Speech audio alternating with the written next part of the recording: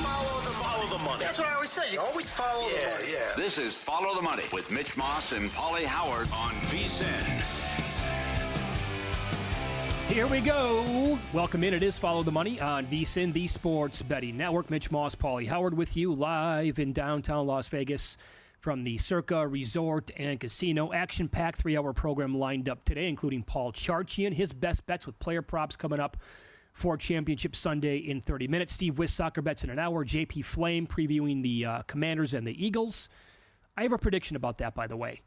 And Brian Sachs coming up in 2.5 hours. He bought one of the entries for Circus Survivor. It's a wild story. We'll tell you about that. But here's my prediction for JP Flame in 2 hours.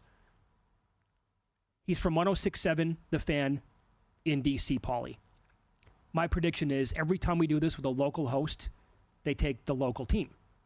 So if he does not say he's taking the Commanders plus the 6 in this game, I will buy everybody here on the show lunch at some point next week or whenever. Okay. You can mark it down. I put it at about 90% he's going to say take the Commanders plus 6. I called that yesterday with Sal Pell, and he did the same thing. Oh, you did? Okay. Okay. Yep. Sounds good. And it's also Washington money line is the most popular bet at most places as well. All right. You sound good. Stay away from me. Great to have you back, buddy. Stay away from me, from the guy last week. Sure. Yep. Do I sound good? Yeah, good enough. Man. Good enough. I hope you bet Wembanyama props today. Well, I mean, wasn't that did obvious? Did this game catch up on you, by the way? No, I knew it was today. Okay. And they're going to do it again Saturday morning, but you think he put on a show for everyone over in France. And at the end of 3 quarters, he had, 26, 11, 6, and 5? Yeah. Is there up 23 on the Pacers? I say if he has a chance to get a quadruple double, you got to leave him in till the end of the game. Yeah, it's in play. Come on, it's in play. All right, so the AP today announced the finalists for the NFL awards, right? This has been talked about. It happened earlier in the morning, kicked around probably in plenty of places. But we do have updated odds, by the way, because there's an offshore book that reposted their odds not that long ago. And these are very popular. The NFL awards specifically, right? We talk about them throughout the entire year. We make our bets, try to anyway, like throughout the summertime. So if you will remember, Josh Allen, before week 18, he was as high as, well, he was around minus $5. One site had him at minus 485 on January 6th. He took one snap to keep that streak alive of most games started consecutively. Jackson, for Baltimore, had to play in another game to try to win the division, had a good game. He went from minus 375. Check that. He was minus 375 on January 15th. He moved from plus 350 to that number after being named first-team All-Pro quarterback that day. Mm-hmm. That's when the odds were reposted. And like, oh, my God, are you serious? Like a lot of the same people who vote for first-team players to make the Pro Bowl also have the MVP and awards votes. So it completely flipped. And now I'm looking at this. Lamar Jackson is minus 225 as he is one of the finalists with Josh Allen, Jared Goff, Joe Burrow, and Saquon Barkley. Right. Seems low based on history. And a little surprising there, but then again, I think he's going to get it done. And this was wild how this came out here with what was announced. And I know a lot of people making the case what decides not only this, but these other awards is maybe third place votes. Does someone do kind of like the Ichiro thing? Sure. Or if there's a big surprise where I have, can you believe it? Lamar fourth. Or this guy said Allen third. Something like that, which could end up deciding a lot of these awards. Yep, that's exactly right. I would say that I think Jackson minus 225 based on history is short. Yep. That should be closer to $5, what Allen was before Week 18. Coach of the Year, did Dan Campbell flip people's opinions by beating Kevin O'Connell and the Vikings in Week 18? Because I'm looking currently posted offshore, KOC is minus $5, Dan Campbell is 4-1. Reed also a finalist, Dan Quinn and Peyton as well. Mm-hmm. So if you got a good sweat, at least if you had tickets on those, I still think it has to be O'Connell. Based on the season they had, and even we know that Darnold was a problem, mm-hmm. and they still won 14 games, and the issues he had in the final 2 games, I still think it seems low, and O'Connell's going to get it. Yeah, I would agree with that as well. I don't think that one game, although it was to get the 1 seed in, to win 15 games and to win their division over the Vikings, I don't think that's going to flip enough voters' minds. Offensive Player of the Year, the finalists are Barkley, Burrow, Chase, Henry, and Jackson. Barkley was like minus 5,000 last check. He's going to win that award. Mm-hmm. Defensive Player of the Year, your 5 finalists: Patrick Surtain, Myles Garrett, Trey Hendrickson, T.J. Watt, Zach Bond. of the Eagles. He's 100-1. Surtain is minus 1,000. Garrett's 10-1. What do you think? Bill Barnwell made a case that Trey Hendrickson should win. He would vote for him. Yep. He's 40-1 right now, which drifted out. He was plus 850 around week 18 and led the league in sacks. He closed strong with like 3.5 sacks in the final game of the season. Can you give it to him on a bad defense, though? I mean, the DC got whacked and let go. I mean, that's I can't imagine. Well, so that goes back to, I think, the conversation we had last year during the NBA, right? Wembanyama should have won Defensive Player of the Year. He was the best defensive player in the league, but the Spurs defense kind of sucked overall. The team did. Surrounded by trash, though. Yeah. Right, exactly right. But you still saw the intimidation factor, and that guys didn't want to penetrate and get close to him, and guys on 2-on-1 breaks would pull it out. But and instead, the NBA voters decided to lazily give it to Rudy Gobert on the best defensive team in the league. They thought, oh, he's the best player for sure, so then we're going to give it to him, which I thought was a huge mistake. I would say that if the guy is so good, though, even though the parts around him are not good enough to like help him, limit teams to 13 points a game or whatever, I think a guy should be in the mix and have a chance to win. Yeah, plus his numbers when he was going against elite wide receivers, too. Well, I think Surtain will get it. It's got to be the guy. Yep. Offensive Rookie of the Year is going to be Daniels, yeah? Yes. But what a group this was this year. Daniels. Incredible season. Oh, my God. This has to be one of the best rookie years we've had in a long, long time. Von Tobel's got to be sick. He's got a future on Bowers. Huge number on him. Set records, right? Yeah. Can't sniff it. Neighbors had great numbers. Yep. Can't win. Brian Thomas, awesome numbers. Can't win. Bo Nix, same thing. Because Daniels is just so special. Defensive Rookie of the Year. That's over, too. That's over, okay. Right. I took Mitchell late in the season, but it's Verse. I took Fisk late in the season because his numbers overall are better, but Verse, I think the narrative was too strong there. And then Comeback Player of the Year. You're a big boy. At least you can exhale because Darnold's a finalist. He made it. Yeah. Do you want to know the current odds? The entire audience does, so Joe Burrow is minus $7. Oh, wow. Too high. Darnold plus 550. You're kidding. When you have voters who are openly saying, especially here on this network, with Adam Shine and Rich Gannon has hinted at that they're going to give it to Darnold, I think $7 for Burrow might be a tad too high. That's crazy. That is too high. But also, Burrow was the finalist in 3 different categories. Comeback Player of the Year, Offensive Player of the Year, and the MVP. So he's probably going to win one of them, and it's going to be the one that's going to hurt me the most because I would love to have Darnold win Comeback Player of the Year. Good timing today, too, because as you're making the case for Offensive Rookie of the Year, what Daniels in Washington has accomplished this year, and I know you heard something interesting about Washington regarding their rival, but just Bill Barnwell did an excellent job today on ESPN.com trying to put this in perspective. Like, is this the best rookie season ever? It was an excellent story. Yeah, and where could this rank? Number one, I think he's right. They won 4 games last year, and then you come in with a rookie quarterback, you blow everyone out, you bring in Quinn. This would be probably the 3rd unlikeliest Super Bowl title ever, behind the 99 Rams with Kurt Warner and the 0-1 Patriots. And they come in with Belichick, and how do they do that with Brady? He's the 6th rookie to make a title game. The previous 5 lost. But here he's also, a lot of those situations were the guy would manage the game and it was led by a strong defense. This is flipped. They're 30th against the run. They're not good defensively. And a big reason why he's become because of him and going for it, YOLO 4th down and getting it done and how good they are on offense. I mean, this is nuts what he's done. 69% completion percentage, 25 touchdowns, 9 picks, 4th in QBR, 11th in passer rating. And I forgot, Randy Moss got 4 MVP votes. He should have. In 90, you're damn right. In 98, he was on the scene, bam, in the first quarter of the first game he ever played. I would tell you that Randy Moss, Cunningham was amazing. I would argue that Randy Moss deserved to be MVP that year. He opened everything up. Yep. Yeah, the fear factor. So this is interesting about Barnwell would have it right now, 8th best season for a rookie ever if they lost Sunday. Okay, if they lose, okay, yeah, right. But if they win, then you keep going up there and climbing, and if they're able to do this and finish the job, it's got to be top 3, maybe best ever when it's all said and done, when you think about this. I would say that if they win this game, that's going to be enough for me to say that it's the best rookie season of all time. Because, again, and this is why I've said this, he deserved MVP consideration. Last year, their offensive numbers were absolutely bottom of the barrel. They were horrendous, Paul. This year, like in every advanced metric, every number you look at, they are phenomenal. And there's a reason why, again, they excel like in 3rd and 4th down conversion rate because this guy is virtually impossible to stop. And everything is open for him. The scramble is never dead, and that's going to create guys getting open for him to find him. And he's an excellent and elite passer. He's super accurate. But I think that makes a lot of sense, though, if they even make it to the Super Bowl, to be right there with the Rams and those Patriots teams. The 0-1 team from New England and the 99 team from the Rams. Mm-hmm. Because the Rams, that year in... Well, the guy was bagging groceries. Didn't they have weren't they like 200 to 1 in preseason? Yeah, because Trent Green got hurt. That's when Vermeil was crying. And you're like, who was this Kurt Warner guy who was like this third-string backup, whatever? Yep. And he comes in for Arena Football League, and they couldn't be stopped. No, yeah. So, yeah, you're right, 200, 250 to 1, yeah. That's why Chris Macero's going to come on the show tomorrow, and he'll explain why he was so high on this team. He has an awesome ticket, or multiple tickets on this team to win the NFC.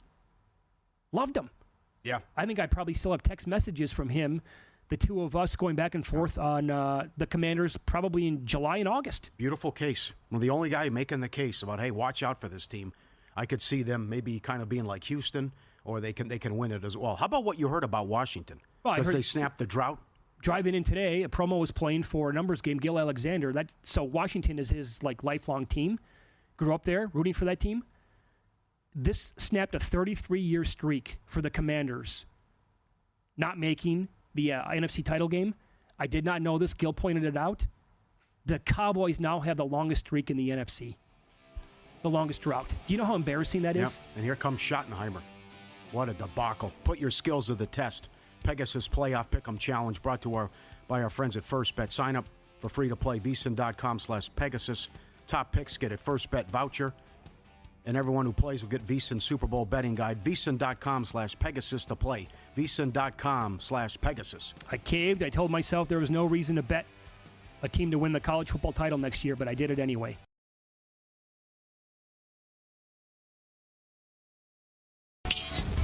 This is Follow the Money on VSiN. There is some news, a little bit of breaking news here in the NBA for a game on the board for tonight as the Heat are taking on the Bucks. Milwaukee earlier in the day, 7.5-point favorites, now down to 6.5 at home. Do you have any interest in taking Miami in a spot like this tonight? No, they're in disarray. The Heat are. Don't want them. You know what's weird about the NBA? Like, look at last night. The Clippers sat pretty much everybody. Now, that would have been embarrassing, though. They did sit everybody. Jones played well, but come on.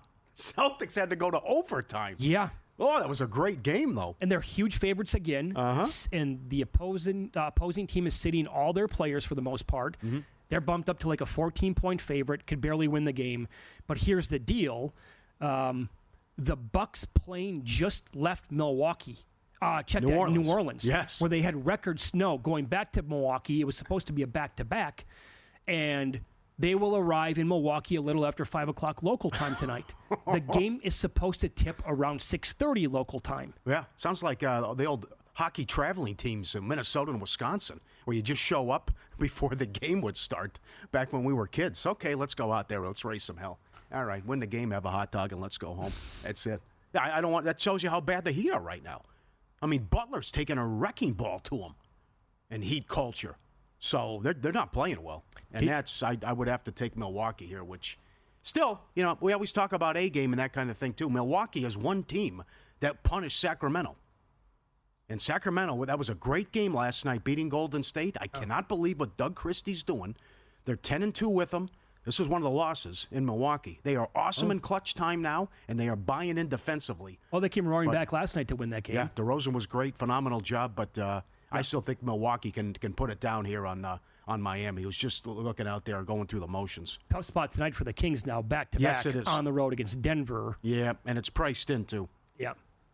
Okay, so have you bet anybody yet next year for the college football playoff to win the national title? I have not, but I did reference Adam Burke giving out a couple of long shots on VSiN.com on Texas Tech because they've done so well in the portal, and we saw a lot of surprises out of that league last year. And also I'm on board with Louisville. Remember, Louisville had a good year, but they had 4 losses by one score. And could have beat Miami and could have beat SMU and blew the Stanford game. So I think that's making a case there. I agree with what he said on Texas Tech and Louisville. I also love that we're starting to get more of the schedule here. Yeah. And Pat Forty just tweeted how hard the ACC's going on Labor Day weekend. Sunday night, Notre Dame at Miami. Monday night, TCU against the Hoodie in Chapel Hill. LSU at Clemson, Bama at Florida State, Virginia Tech, South Carolina, and Atlanta. That's also Sunday. Syracuse, Tennessee, and Atlanta on Saturday. What a schedule. Yeah, that's strong. So here's a team that I bet. I was shopping around. I was looking at several different sites being out the last couple of days. And I noticed that there was a common denominator with the teams like ranked in the top 15, right? And it was, a lot. Basically, the top 5 was the same everywhere. But I'm not going to bet a team like Georgia or Texas or Ohio State at their odds, at around 5, 6, 7 to 1. I want to look at a team that has a chance to making the playoff again. And so I looked at every single book that I have access to here in Las Vegas, and this number was floating around 70 or 80 to 1. Westgate had 100. I kept looking. Okay. And then I found 300 to 1 on a team that just made the playoff and easily could have won their game and advanced. Really? Arizona State. Coming back with it. So here's their non-conference, right? And again, every site I looked at had ASU ranked in the top 15, some of them as high as like number 11. Take that for what it's worth. The non-conference, they play Northern Arizona. There's a revenge game for Mississippi State. That's going to be on the road for ASU. And they play Texas State. Their conference home games are Arizona, Texas Tech, TCU, Houston, and West Virginia. Their conference road games are Baylor, Colorado, Iowa State, and Utah. Losing Scatabo is going to hurt. He had 1,700 plus yards on the ground, 21 touchdowns, also 600 plus yards receiving last year. And he was right there with Genty, 2 best backs in the entire country. Levitt, Tyson are both going to be back. So I had to take that number, right? 300 to 1. If they get in, okay, we can maybe do something with that ticket. And I love what Dillingham did in this season. They were picked to go. You pointed this out all the time throughout the year. They were picked to finish last in the Big 12. And they won it, and they had Texas on the ropes. Speaking of the Longhorns, they are 7 to 1. That number is out there. It's available. I'm not going to bet it now, but if that number exists in the summertime, I probably will bet that. Clear upgrade when they go to Arch. Oh, okay. Right? All right. Let's see, though. All right. And here are 2 other teams I'm considering, but man, oh man, the schedules. Yeah. I find South Carolina to be very intriguing. Sellers will be back at quarterback. He will be probably a dark horse Heisman candidate, but they're losing a ton on defense. Here's the problem I have. They're playing at Missouri, at LSU, at Ole Miss, at A&M, and they get OU, Bama, and Clemson at home. That is a killer schedule, and the best number I could find was 60, so I passed. Florida was another one under consideration. The way that they finished the season with Billy Napier, Legway, I think, can be really, really good. But at LSU, at Miami, Texas at home, at A&M, Georgia, at Ole Miss, Tennessee, FSU. Are you serious? And if, the SEC, maybe this will flip next year, but some of those teams on the outside looking in had 3 losses. I don't know. Can Florida or South Carolina go 10-2 or 11-1 with those schedules? Let's also see if they tinker with the format, too, and what they'll do with those buys.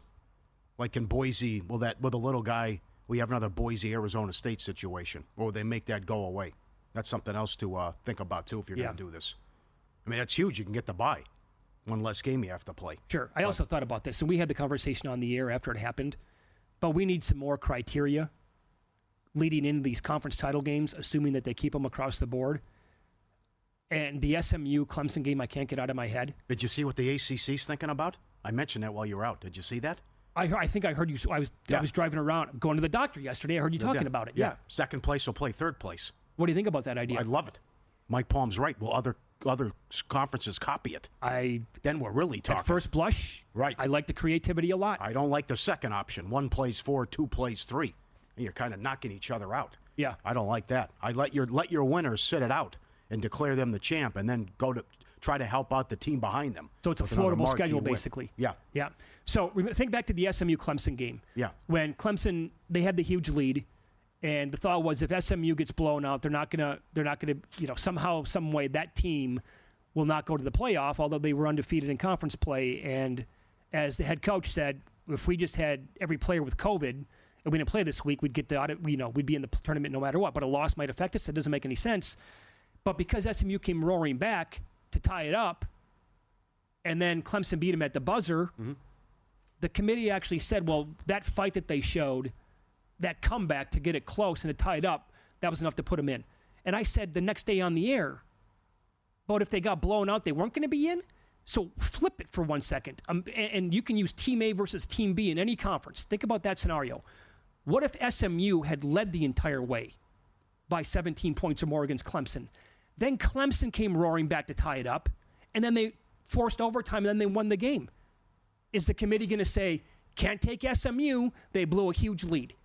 Like, that's the stuff they got to clean up a little bit next year. No, there needs to be criteria. I know. Of course. Yeah, I'm with you. Yep. And how are they going to manage conference title games? And then the problem you're always going to run into is the tiebreaker scenario. You know, or like who determines who goes to your conference title games? If you got there could have been an 8-way tie in the Big 12 when it was all said and done. Right. And then you had the Indiana fiasco, who somehow they went 11-1 and didn't play anybody. So It's just going to be bizarre when you got 16, 18 teams in a league that funky stuff can happen. Mm-hmm. Overall, though, this year, I love the expansion to 12 teams. I know we had a lot of blowouts, but the more teams, the better. I know people are going to come back and argue that in the old system, Ohio State never would have been in the playoff with that loss to Michigan. I get it. I understand that. Or Notre Dame. Yeah, right. They would not have been in. They got it right. Yeah, 7 played 8 in a title game. It was great. Like 4 teams is not enough. It's not enough for a playoff. No way. So it lived up to the hype. It did. Yeah. It's here to stay. They did a great job. And I wouldn't expand. I would just tinker with the format. I do think of the people in charge, they've been bozos for the last 40 years, and I don't trust them for a second, but I do think that they will get it better. I do think they're going to tinker and get it better. In sports betting and trading, understanding probability is the ultimate game changer. Unlock the secrets of high probability trading with Todd Bubba Horowitz, former floor trader and seasoned sports bettor. With over 45 years of experience, visit BubbaTrading.com/VSiN. Use promo code VSiN500 to save $500. Don't miss your chance to sharpen your strategy and gain the edge in your trading game. BubbaTrading.com/VSiN. Promo code VSiN500. Spurs hammer the Pacers in Paris 140-110. Wembanyama finished with 30, 11, 6, and 5. Took them out in a blowout. Put it on him. Maybe do the same thing on Saturday. He wants to put on a show for everyone over there. Good angle. Is he picking up any steam to win most improved player? Yeah, I looked. It was kind of falling back, but I did see him as low as like 8-9-1. But he has $6 to win Defensive Player of the Year, and SGA's up to 5 now. Yeah, well, for after MVP last night, after going for 50. Yeah. Up next, player props for this weekend with Paul Charchian. He's going back to the well on a losing ticket from last week, and I'm right there with him. I think it makes sense to go back to it one more time.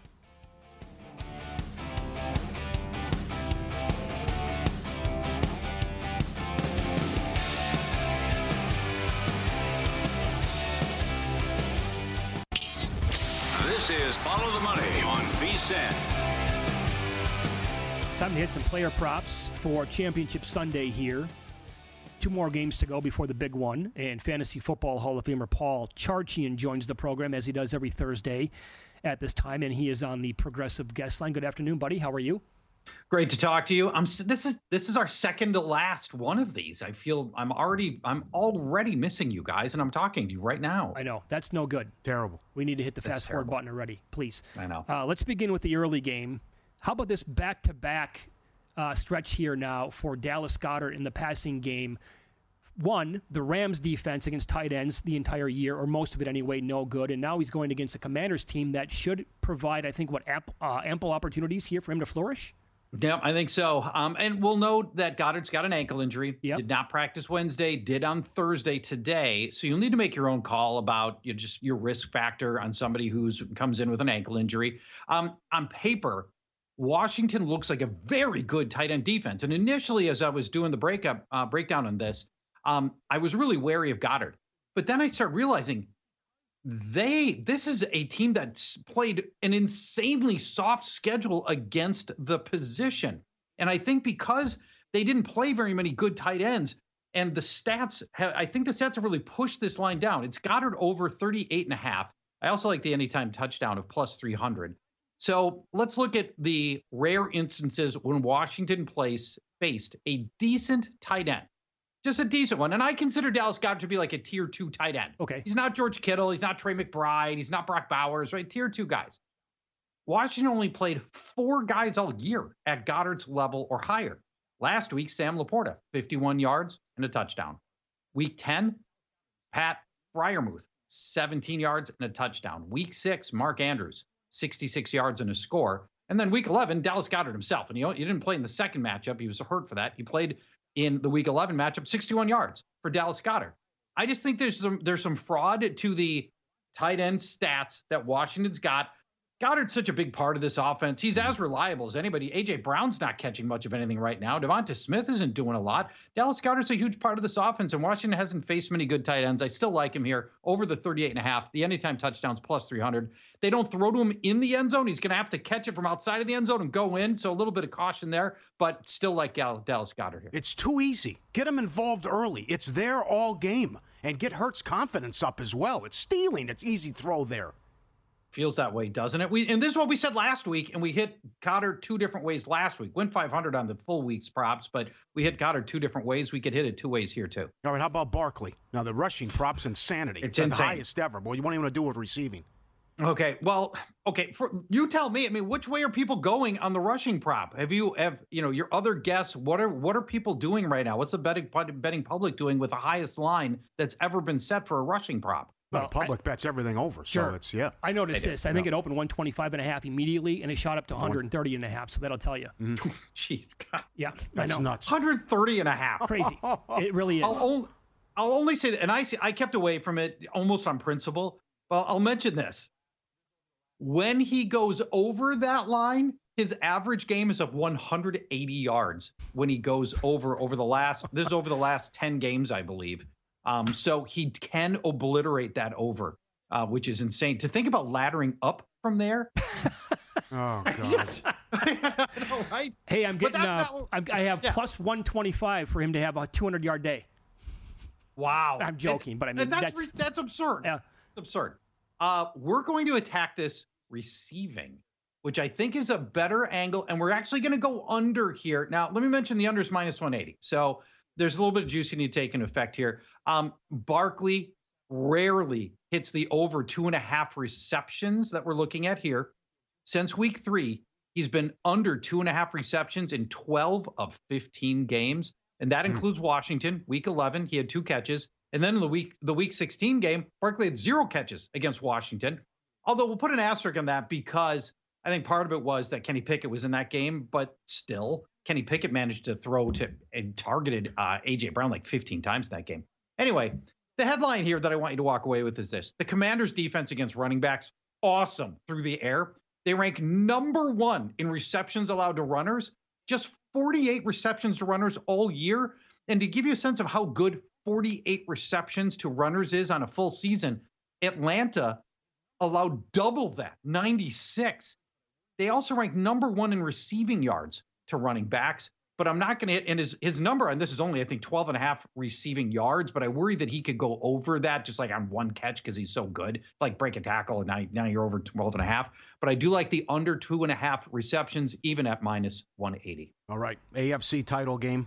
We said this the first couple days on the show. I can't believe what transpired Saturday. Number 1, no Hopkins, no Worthy, and it all goes to Kelsey. And like Aikman said, how is he open? How is he wide open? And he's running in slow motion. Yeah, he's running in concrete, and yet somehow he's always open. Houston, what are you doing right now? And how you want to know how big a factor that he was? Xavier Worthy caught a few passes. No other wideout caught a pass. Yes. In that game. Insanity. Are you kidding me? Yes. Why'd you even trade for DeAndre Hopkins and Juju Smith-Schuster? I mean, total non-factors in this offense. It's ridiculous. And we'll talk about Worthy in just a minute. Well, in fact, maybe we go there right now. You want to talk Worthy at this minute? Mm-hmm. I'm under 50.5 receiving yards. When you think of Xavier Worthy and the 4.2 speed, you think there's going to be all these deep plays, downfield touchdowns to somebody who can run that fast. But get this. Since week 11, Xavier Worthy has 39 receptions. You know how many of those 39 receptions were for more than 9 yards? 3. 3 catches of over 9 yards since week 11 for Xavier Worthy. He's all bubble screens. Yeah. It's all short stuff. And every now and again, he turns one of those into a long gain, but usually he does not.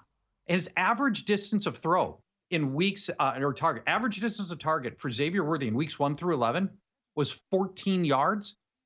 Since week 13, it's 4 yards. 4. That's it. He's got to turn 4-yard catches into 50.5 receiving yards. And so I like the under 50.5 receiving yards here. It's too much short stuff. I don't, maybe he breaks one, but I think that's asking a lot. And I think you've got an angle here on Xavier Worthy under 50.5 receiving yards. Very good. Follow the money here on VSiN, the Sports Betting Network. Our guest, Fantasy Football Hall of Famer Paul Charchian. He is on the Progressive Guest Line. You bet this last week, as did I. It was no good. But you want to bet it again this week, and I'm right there with you again. Got to go back to the well because the matchup, I think, is telling us that you have to bet it, right, with Pirine? Yeah, it's Samaje Pirine over 8.5 receiving yards. Yeah. The line was 9.5 receiving yards last week. We missed that. But I think the process was right. So says me, because I was the one who had the process, so I like my process.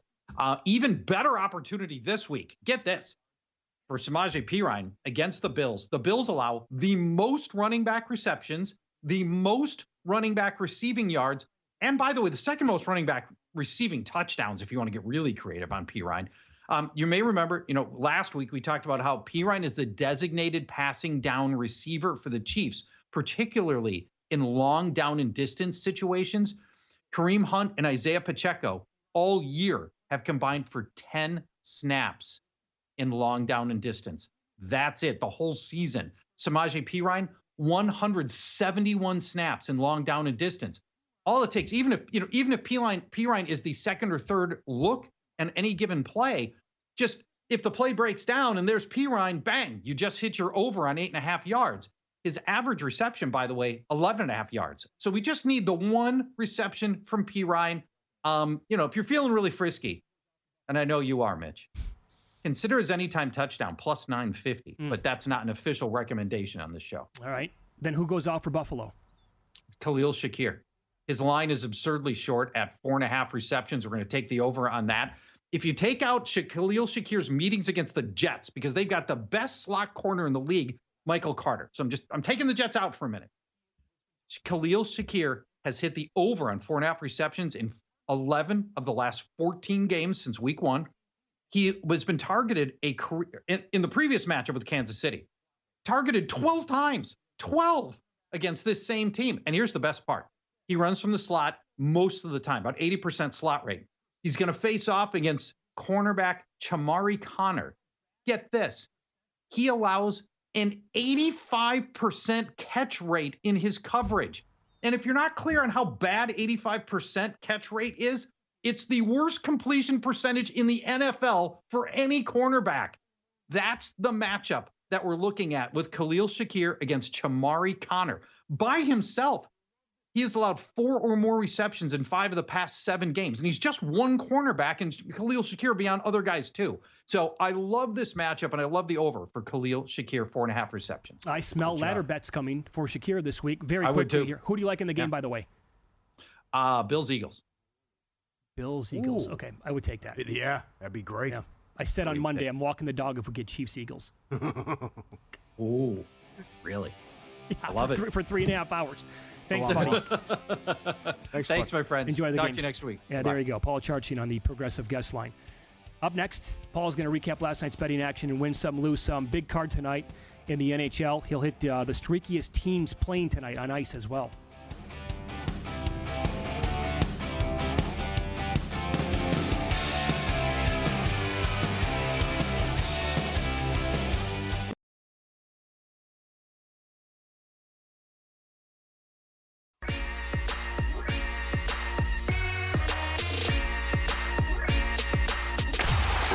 Last night? Wow, winning. Or was it a rough one? Well, they can't all be winners, can they? Loser! You're a loser! Pauly Howard recaps the night in sports betting in Win Some, Lose Some. Good night in sports. Kansas with another under. What new?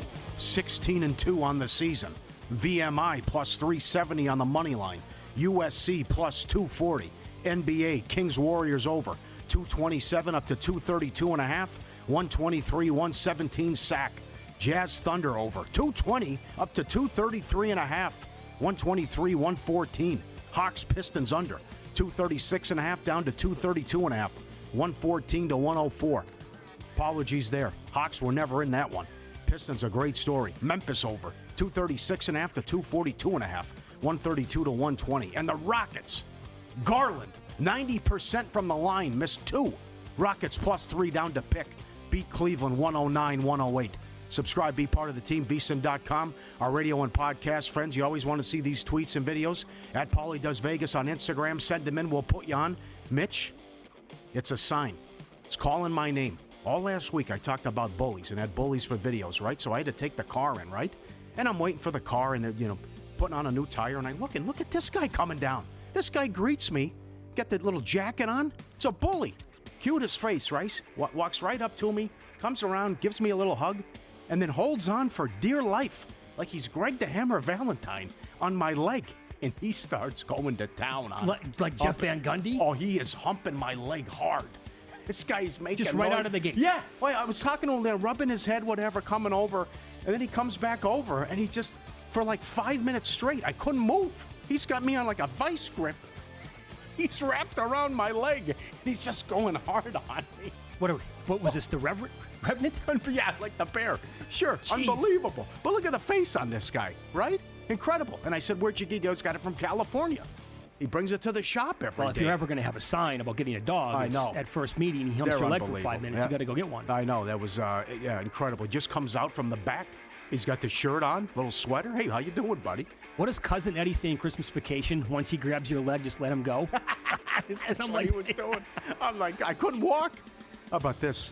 This is another good one. All right, let's go. Yeah, little bully. Time for the workout. Dog brings the dumbbell up, walks it right up to the owner in its mouth. And let's get a little workout in. Come on.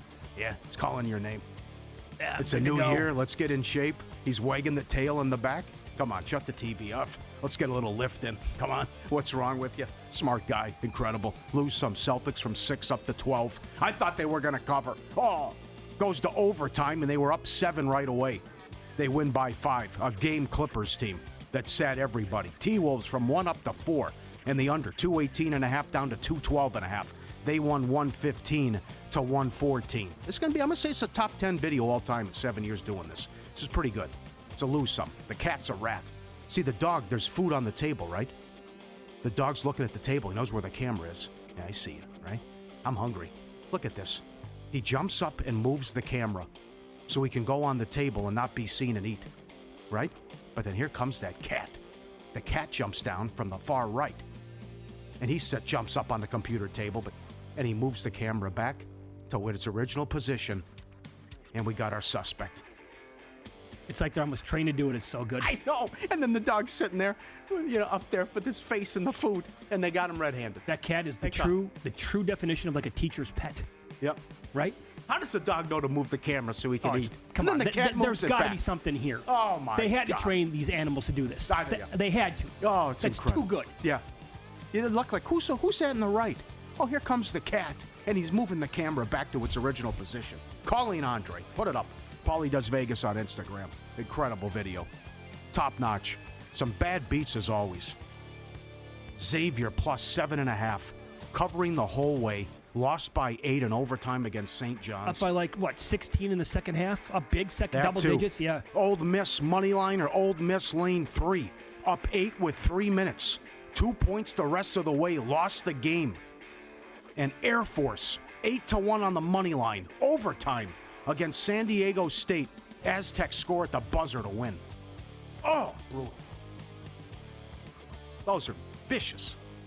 Getting ready for big game 59 with a big deal to match. Save $59 off the VSiN Pro annual subscription when you sign up using promo code FTM. Become a VSiN Pro annual subscriber and bet smarter all year long. Every best bet, every host, every guest. The betting splits from DK and Circa. The great dog videos and the betting guides. Everything up there you want. Jonathan Davis on hockey. Nigel on soccer. Mac and its betting systems. Cohen NBA. Burke. VSiN.com/subscribe. Promo code FTM. Save $59 off and get the prop analyzer as well. Let's do that hockey. Mm-hmm. Senators and Bruins look good. Boston, 10-1 run, goal in the first 10. Right. They take on Ottawa. It's also a back-to-back, so it should be Korpisalo, who's an absolute sieve. Flyers and Rangers. Flyers let us down in the last one, but the Rangers on a 20-4 run, goal in the first 10 17-4 run, goal in the first 10 at home. Flyers coming off the one loser, 20-4 on the road, but 11-1 run overall. Boston 11-1. Likewise, Flyers 11-1. Montreal and Detroit. Detroit at home. Detroit on a 16-2 run. Goal in the first 10. Both of these are $1.45. The Flyers and the Red Wings. I'm with Jonathan Davis on both. Capitals and Kraken. Kraken at home. 11-1 run. Goal in the first 10. And Predators and Sharks. Sharks at home. 13-3 run. Yes. Should be fireworks in that with a total of 6 against Nashville.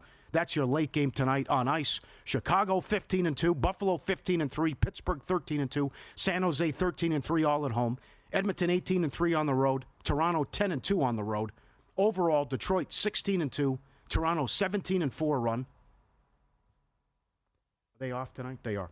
Seattle 11-1, Chicago 12-1, Philly and Boston 11-1. All overall, goal in the first 10. Let's do it. All right, very good. I'm looking right now at the standings in the NBA, in the Eastern Conference. So, Cavaliers are the 1. Boston the 2, obviously. They're 5.5 games back. The Knicks are 2.5 back of the Celtics now in that division.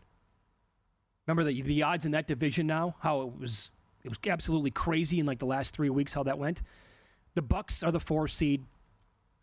The Pacers are the 5. Do you know who the 6 seed is right now? Probably the Pistons. Pistons? They are the 6 seed. What a story. So they got me good yesterday. What a story. They would get the Knicks right now in the first round. They would not even be in the play-in. Yeah. I just bet them at 270-1 to win the Eastern Conference. Why not? They get the Knicks in round 1. They can score. They might be able to give them a series. They're up 20 at the half in Atlanta yesterday. They'll need some help, obviously. Yeah. Because they're going to be a huge dog to those other teams in front of them, like the Cavaliers or the Celtics. But it happens every year with the injuries. They could also catch a break there, too. They're 270-1 to win the Eastern Conference right now. Did you see where Philly is? The 11, and they're 3 games behind the Bulls. Oh, Philly's lost 7 in a row. ESPN.com today at the midseason point ranked and gave everyone grades. The only team that got an F, the Sixers. Projected to win 34 games. The Suns and Pelicans got a D-. Cavs, Detroit, Houston got an A. Detroit, what was their win total? 25? They're good win 50 games. Yeah. Houston was 43. The Cavs were 48. They could win 64. Clippers also got an A. Their win total was mid-30s. Memphis, OKC, Denver, and Arizona got some A-minuses. What a job. A lot of good stuff going on. Would Jimmy Butler to the Suns do anything for you? It would for Jeff Sherman. He's adjusted and moved it. Yeah. You think that could make a difference? Yeah, he moved it, I think, from 25-1 for the Suns to 16-1. It does nothing for me. I mean, that team... Can they defend? How do you think a 7-game series would go against OKC? Yeah, well, OKC, they're incredible. Suns are 24th in defense. Yeah. So I honestly don't know how many other teams like above them in the West... The Jimmy Butler thing. How many teams is this now? 6? 5, 6? This is the same thing that's happened? Yeah. We said it when it happened. If you're always unhappy, it's you. God. And they wouldn't give him the extension, so he's doing everything he can to get out of there. Yeah, I'm not...